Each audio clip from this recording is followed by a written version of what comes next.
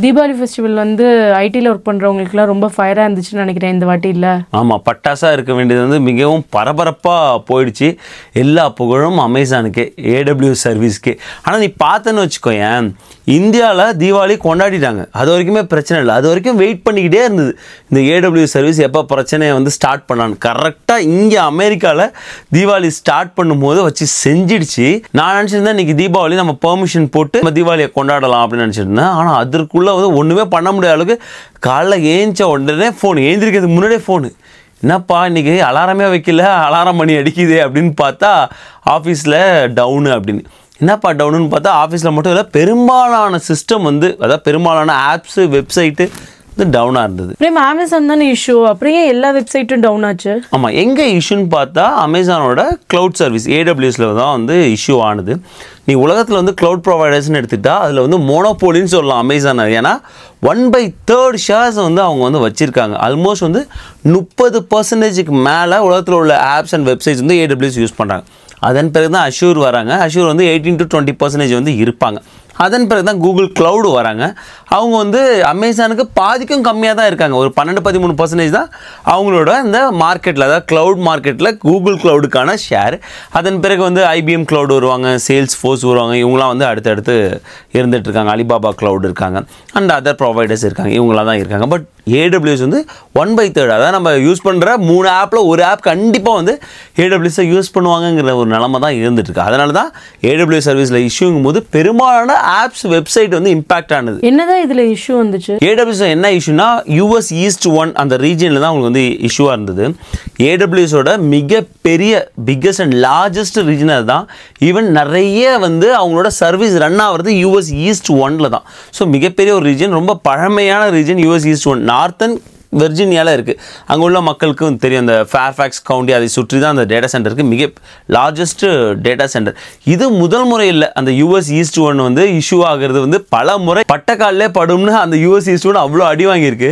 2021 மிகப்பெரிய ஒரு அவுட்டேஜ் வந்து யூஎஸ் ஈஸ்ட் 1லேருந்து 2023 இப்போ 2025 இருந்தது. ஆரம்பத்தில் என்ன சொன்னாங்கன்னா வந்து இஷ்யூ எங்கே இருக்குன்னா டிஎன்எஸில் இருக்குது. அதனால் வந்து அவங்களோட அமேசான் டைனமோ டிபியை வந்து அந்த ஏபிஐ வந்து கனெக்ட் பண்ண முடியல அப்படின்னு சொல்லியிருந்தாங்க. ஆனால் அதை ஒட்டி வந்து EC2 இன்னும் நிறைய SQS லேம்டா அப்படி அவங்களோட சர்வீஸ் எல்லாமே வந்து அவுட்டேஜ் ஆனது. ஸோ அதனால தான் வந்து நிறைய ஆப்ஸ் வெப்சைட் வந்து இம்பாக்ட் ஆனது. அமெரிக்கா மட்டும் இல்லை, வேர்ல்டில் இன்னும் நிறைய பிளேசஸில் இதனால இஷ்யூ ஏற்பட்டிருக்குல்ல. ஆமாம், நிறைய பிளேஸ் வந்து அவங்க அமேசானோட அந்த சர்வீஸ் தான் யூஸ் பண்ணுறாங்க. எடுத்துக்காட்டு பிரிட்டன் எடுத்துக்கேன், அவங்களோட UK கவர்மெண்ட்டோட வெப்சைட் வந்து AWS தான் ரன் ஆனது, அது இம்பாக்ட் ஆனது. அங்கே உள்ள பேங்க் ஆஃப் ஸ்காட்லாண்ட் நினைக்கிறேன், லாய்ட்ஸ் பேங்க்கு, இன்னும் நிறைய அங்கே வோடஃபோன் டெலிகம்யூனிகேஷன் சர்வீஸ் இந்த மாதிரி இம்பாக்ட் ஆனது. எங்கே பார்த்தாலும் ஆர்த்தி உலகத்தில் உள்ள பெரும்பாலான இடங்களில் வந்து இந்த இம்பாக்ட் தெரிஞ்சுது. பெரும்பாலான ஆப்ஸில் வந்து தெரிஞ்சிருந்தது. ஈவன் ட்ரேடிங் பிளாட்ஃபார்ம் ராபின்ஹுட், காயின் பேஸில் இம்பாக்ட் இருந்துச்சு. காலைல எழுந்துச்சு ராபின்ஹுட்டில் என்னப்பா அது எதுவுமே போக மாட்டுது அப்படின்னு பார்க்கும்போது தெரிஞ்சது, அடப்பாகல நீங்களும் AWS தான் யூஸ் பண்ணுறீங்களா, உடனே ரிசால்வ் பண்ணல. ஏன்னா வந்து அந்த நேரத்தில் வாங்க விற்க வந்து முடியல, ஒரு ஹிஸ்ட்ரி காட்ட மாட்டுது நம்ம வாங்கின பர்ச்சேஸ் பண்ண ஹிஸ்ட்ரி. ஸோ இப்படி ராபின்ஹுட்டில் வந்து அந்த இம்பாக்ட் தெரிஞ்சது. இந்த மாதிரி எல்லாமே கேமிங் பிளாட்ஃபார்மில் இம்பாக்ட் இருந்துச்சு, ரீட்டைல் இண்டஸ்ட்ரீஸில் இம்பாக்ட் இருந்துச்சு. இந்த மாதிரி எல்லா இடத்துலையுமே வந்து ஒரு பெரிய இம்பாக்ட் இருந்துச்சு. இதனால அவங்களோட ஷேர்ஸ் வந்து விழுந்துச்சா? இதனால வந்து அவங்க ஷேர்ஸ் விழுந்துச்சு. ஆமாம், காலைல வந்து ஒரு ஈஸ்டர்ன் டைமில் ஒரு 5 மணிலாம் பார்க்கும்போது 215ங்கிறதுக்கு கீழே வந்து அவங்களோட அமேசானோட ஷேர்ஸ் வந்து போயிருந்தது. ஆனால் மிகப்பெரிய ஒரு இம்பாக்ட் இல்லை. அதன் பிறகு வந்து த்ரூ அவுட் த டே வந்து ரெக்கவர் பண்ணிட்டாங்க. காரணம் என்னென்னா, அவங்களோட அவுட்டேஜுக்கு காரணமாக சொன்னது எங்களோட சர்வீஸில் நடந்த அப்டேட் தான் வந்து காரணம் அப்படின்னு வந்து சொல்லி முடிச்சிட்டாங்க. ஒருவேளை இது ஒரு சைபர் அட்டாக்காக இருந்தது, எல்லாருமே கேட்டது தான், இது வந்து சைபர் அட்டாக்கா அப்படின்னு கேட்டது. அப்படி நடந்ததுன்னா மிகப்பெரிய இம்பாக்ட் ஆகிருக்கும். ஸோ நான் வந்து எதிர்பார்த்தேன் இன்னும் கூட அமேசானோட ஷேர்ஸ் குறையணும்னு எதிர்பார்த்தேன். ஆனால் அந்தளவுக்கு குறையல இன்றைக்கி மார்னிங். அது ரொம்ப ஒரு ஆச்சரியமான ஒரு விஷயமாக தான் இருந்தது. காரணம், போன வருடம் க்ரௌட் ஸ்ட்ரைக் எல்லாருக்குமே தெரிஞ்சிருக்கும். பெரும்பாலான ஏர்போர்ட்டில் பார்த்திங்கன்னா இந்த ப்ளூ ஸ்க்ரீன் ஆஃப் டெத் அப்படின்னு சொன்னாங்க, BSOD அப்படின்னு சொல்லியிருந்தாங்க. க்ளவுட் ஸ்ட்ரைக் என்ன பண்ணியிருந்தாங்கன்னா, அந்த ஃபால்கம் சென்சார் விண்டோஸ்க்கு வந்து அவங்க ரெகுலர் ரொட்டீன் அப்டேட் தான் பண்ணியிருந்தாங்க க்ளவுட் ஸ்ட்ரைக். அன்றைக்கி பார்த்து என்ன நடந்துச்சுன்னு தெரியல, அவங்களுக்கு என்ன கெட்ட நேரம் தெரியல, சூனியம் வச்சிருச்சு. அது மிகப்பெரிய இம்பாக்ட் அவங்களோட ஷேர்ஸில் வந்து அன்றைக்கி க்ரியேட் ஆனது. நீங்கள் வந்து ஷேர் மார்க்கெட்டில் உள்ளவங்களும் பார்த்துருப்பீங்க, க்ளவுட் ஸ்ட்ரைக் வந்து மிக கீழே போயிருந்தாங்க. அதன் பிறகு இப்போ வந்து வேறு லெவலில் அவங்க பர்ஃபார்ம் பண்ணிக்கிட்டு இருக்காங்க. பட் அந்த ஒரு இன்சிடென்ட்னால மிகப்பெரிய இம்பாக்டாக க்ளவுட் ஸ்ட்ரைக் சந்திச்சாங்க. அந்த மாதிரி இன்றைக்கி எதுவுமே நடக்கல. அமேசானை பொறுத்த வரைக்கும் லைட்டாக கீழே போயிட்டு அவங்க வந்து ரெக்கவர் ஆகிட்டாங்க. ஈஸ்டர்ன் டைம் பார்த்தோன்னா சாயங்காலம் வந்து 6:53 வரைக்கும் தீபாவளி முடிகிற வரைக்கும் அவங்க வந்து அந்த பிரிட்ஜை ஓப்பன் ஆகிதே வச்சுருந்தாங்க. அதான் அந்த இன்சிடென்ட் ஓப்பன் ஆகி வச்சுருந்தாங்க. அதன் பிறகு தான் க்ளோஸ் பண்ணியிருந்தாங்க. ஏன்னா நம்ம மக்களுக்கு வந்து நிறைய வேலை இருந்திருக்கும். அமேசானில் வேலை செய்கிறவங்க மட்டும் இல்லைல்ல, நிறைய பேருக்குமே இன்னும் நிறைய வேலை இருந்திருக்கும்ல. கரெக்ட். அமேசானில் வேலை செய்கிறவங்களுக்கு வச்சு செஞ்சுருப்பாங்க. ஆக்சுவலாக இன்றைக்கி வந்து பயங்கர ஹாட்டாக போயிருக்கும். மற்ற வெப்சைட்டில் வேலை செய்கிறவங்களுக்கும் ஆப்வியஸாக என்ன பண்ணிடணும்னா, சப்போஸ் என்ன அவங்க வந்து டிசாஸ்டர் ரெக்கவரி வச்சுருக்காங்க, இல்லை வேறு ஏதாவது வந்து டிஆர் வெப்சைட் வச்சுருப்பாங்க இல்லையா. ஸோ இது ஒர்க் ஆகலைன்னா வந்து வேறு ஏதாவது வந்து ரீஜனுக்கு மூவ் பண்ணுறது, யூஎஸ் ஈஸ்ட் 1 ஒர்க் ஆகலைன்னா வேறு வெஸ்ட் 2 இல்லை வெஸ்ட் 1 இந்த மாதிரி மூவ் பண்ணுறது, இல்லை வேறு ஏதாவது க்ளவுட் ப்ரொவைடருக்கே அவங்க வந்து வச்சிருப்பாங்க சம்டைம்ஸ். ஏன்னா மோனோபோலியாக போயிடக்கூடாதுங்கிறது ஒரு பெரிய லெசன் இதுலேருந்து கற்றுக்கிட்டது தான். நம்ம எல்லாருமே ஏடபிள்யூஸே வச்சுக்கூடாது. ஒரு பேக்கப்புக்கு வந்து நம்மளோட வெப்சைட்டை அஷ்யூர்லையும் பில்ட் பண்ணி வச்சுக்கிறது பெஸ்ட்டாக இருக்கும் அப்படிங்கிற ஒரு லெசன் வந்து சொல்லிக் கொடுத்ததை தான் நான் நினைக்கிறேன். பட் நம்ம மக்களுக்கு பார்த்தோன்னா அது எதில் ஒர்க் பண்ணுறவங்களா இருந்தாலும் இந்த ஒரு இம்பாக்ட் இருந்ததுன்னா, ஏடபிள்யூஸோட இம்பாக்ட் இருந்ததுன்னா, அவங்க காலையிலேருந்து வந்து அவங்களோட சப்போர்ட் டீம்லேருந்து, அவங்க டெவலப்மெண்ட் டீம்லேருந்து, டெஸ்டிங் டீம்லேருந்து, மேனேஜ்மெண்ட்லேருந்து எல்லாருமே உட்காந்துருப்பாங்க, நிறைய நேரம் ஸ்பெண்ட் பண்ணியிருப்பாங்க. அப்படி பார்க்கும்போது கொஞ்சம் தீபாவளி வந்து அப்படி தான் போயிருந்தது. காலையில் ஆரம்பிக்கும் போதே எப்பா இப்படி தான் ஆரம்பிக்கணுமா அப்படி தான் வந்து போயிருந்தது. பட் இந்தியாவில் பார்த்தோன்னா முடிச்சிட்டாங்க தீபாவளியை.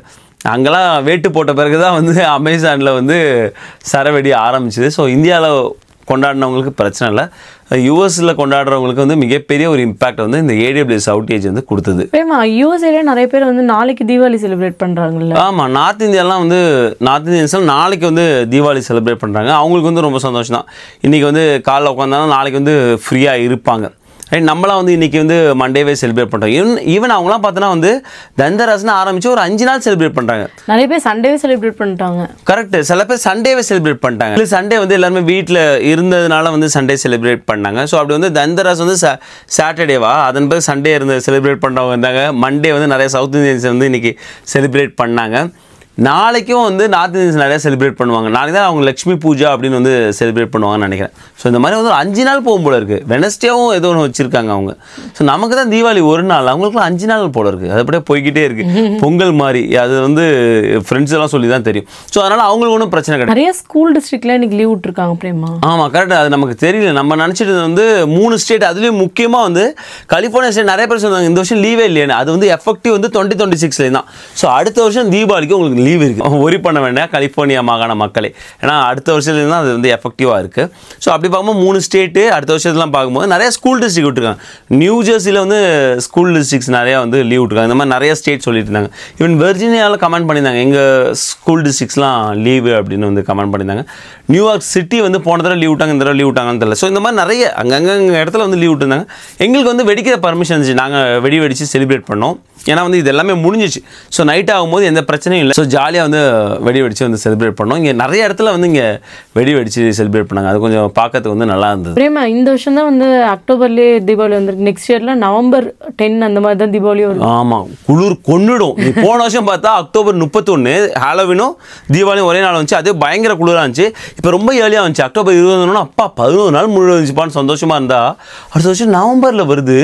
ஆனால் நீங்கள் என்ன சொன்னீங்க வந்து இந்த 28th வந்துச்சுன்னா இன்னும் முன்னாடியே வந்துடும் தானே? ஆமாம், நான் அப்படி தான் நினச்சேன். இன்னும் முன்னாடியே வந்துடும், கொஞ்சம் வெயில் இருக்கும் அப்படின்னு நினச்சா நல்லா பின்னாடி போயிடுச்சு. ஸோ அடுத்த வருஷம் வச்சு செஞ்சிடும். ஸோ இந்த வருஷம் அமேசான் வச்சு செஞ்சிருச்சு. அடுத்த வருஷம் வந்து குளிர் வச்சு செஞ்சிடும். ஸோ இந்த ஒரு விஷயம் வந்து படிப்பினை வந்து ஒன்று தான் சொல்லுது. எந்த ஒரு இடத்துலையும் வந்து மோனோபோலிங்கிறது சரிப்பட்டே வராது. அது வந்து அரசியல் இருந்தாலும் சரி, அது மென்பொருளில் இருந்தாலும் சரி, மோனோபோலிங்கிறது என்றைக்குமே வந்து ஒரு பிரச்சனைக்குரிய ஒரு விஷயமாக தான் இருக்குது.